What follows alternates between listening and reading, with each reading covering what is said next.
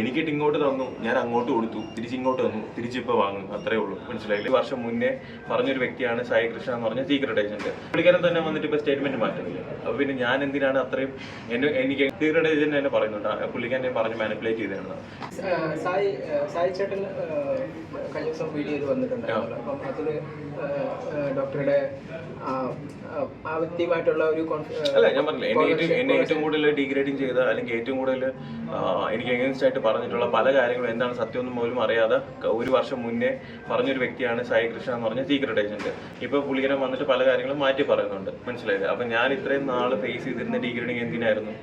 അവരെന്നെ വന്ന് മാറ്റി പറയുന്നു. അപ്പോൾ ഇങ്ങനെയല്ലല്ലോ ഒരാളിനെ ജഡ്ജ് ചെയ്തിട്ട്. ഇപ്പോൾ ഒരു കാര്യം കറക്റ്റായിട്ട് അറിയത്തില്ല എന്നുണ്ടെങ്കിൽ കറക്റ്റായിട്ട് കാര്യങ്ങൾ വ്യക്തമായിട്ട് അറിഞ്ഞ് അത് വെച്ചിട്ട് മാത്രമേ ഒരാളിനെ എന്ത് ചെയ്യാവൂ, ഇട്ട് കൊടുക്കുക. സോഷ്യൽ മീഡിയയിൽ ഫ്രണ്ട് ഇട്ട് കൊടുക്കുകയല്ലേ ചെയ്തത്. പുള്ളിക്കാരൻ തന്നെ വന്നിട്ട് ഇപ്പോൾ സ്റ്റേറ്റ്മെന്റ് മാറ്റുന്നില്ല. അപ്പോൾ പിന്നെ ഞാൻ എന്തിനാണ് അത്രയും എനിക്ക് എങ്ങനെ സ്റ്റാർട്ട് ഇപ്പം ഷർദിലിൻ്റെ വീഡിയോ പോലും വന്നിട്ട് പറയുന്നത് ഫോഴ്സ്ഫുള്ളി ഇത്രയും മാസങ്ങൾക്ക് ശേഷം ചെയ്യിപ്പിച്ചതാണെന്ന് പറയും. ഇന്ന് വന്നിട്ട് ആദ്യമായിട്ട് എനിക്ക് ആ ഒരു വീഡിയോയിൽ ഡീഗ്രേഡിങ് കിട്ടാനുള്ള കാരണം സീക്രട്ട് ഏജന്റ് ആയിരുന്നു. മനസ്സിലായി? സീക്രട്ട് ഏജന്റ് തന്നെ പറയുന്നുണ്ട്, പുള്ളിക്കാരനെ പറഞ്ഞ് മാനിപ്പുലേറ്റ് ചെയ്തതാണ്. ഈ ഓരോരുത്തരായിട്ട് മാനിപ്പുലേറ്റ് ചെയ്യുമ്പോഴത്തേക്ക് നശിച്ചു പോകുന്നത് എൻ്റെ ലൈഫാണ്. മനസ്സിലായി? എൻ്റെ കരിയറാണ്.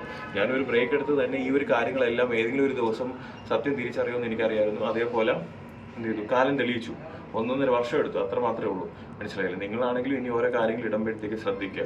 കാരണം നിങ്ങൾക്കും ഓരോരുത്തർ എന്താ പറയുക, ഇപ്പം നിങ്ങൾ ഒരു ബ്രദർ ആണെങ്കിൽ എനിക്കാണ് ഇത് അഫക്റ്റ് ചെയ്യുന്നതുകൊണ്ടെങ്കിൽ നിങ്ങൾക്ക് വേദനിക്കും. മനസ്സിലായില്ലേ? അത്രേ ഉള്ളൂ. അപ്പോൾ എല്ലാം നോക്കി കണ്ട് മാത്രം ചെയ്യുക. ഇപ്പം ആൾക്കാർക്കെല്ലാം കുറച്ച് കാര്യങ്ങൾ മനസ്സിലായില്ല. അവന്മാരും പുണ്യാളന്മാരല്ല, ഞാനും പുണ്യാളന്മാരല്ല. എനിക്കിട്ട് ഇങ്ങോട്ട് തന്നു, ഞാൻ അങ്ങോട്ട് കൊടുത്തു, തിരിച്ചിങ്ങോട്ട് തന്നു, തിരിച്ചിപ്പോൾ വാങ്ങുന്നു, അത്രേ ഉള്ളൂ. മനസ്സിലായില്ലേ? ഇപ്പോൾ അന്ന് എല്ലാം അവരുടെ ഭാഗമാണ് കംപ്ലീറ്റ്ലി ശരിയെന്ന് പറഞ്ഞിട്ട് എന്നെയാണ് എല്ലാവരും കൂടെ എന്ത് ചെയ്താൽ അറ്റാക്ക് ചെയ്തത്. ഇപ്പോൾ അവരുടെ ഭാഗത്ത് നിങ്ങളിപ്പോൾ അവർ തന്നെ പറയുന്നു അങ്ങനെയാണ് ഇങ്ങനെയാണ്. അപ്പോൾ നിങ്ങളെ ചിന്തിച്ച് നോക്കുക ഏതാണ് ശരി ഏതാണ് തെറ്റെന്നുള്ളത്. മനസ്സിലായില്ലേ? ഞാൻ ഈ 5 പേരല്ലാതെ എൻ്റെ ലൈഫിൽ ഇന്നേ വരെ ഒരാളിൻ്റെ അടുത്തും ഒരു രീതിയിലുള്ള ഇഷ്യൂസിനും പോയിട്ടില്ല. പക്ഷേ അവരാണെങ്കിലോ തിരിച്ച് വീണ്ടും സെയിം ഇഷ്യൂസ് റിപ്പീറ്റ് ചെയ്തുകൊണ്ടിരിക്കുന്നു. അപ്പോൾ അവരുടെ ഭാഗത്ത് ശരിയുണ്ടോ തെറ്റുണ്ടോ എന്ന് നിങ്ങൾ തന്നെ തീരുമാനിക്കുക. അത്രേ ഉള്ളൂ.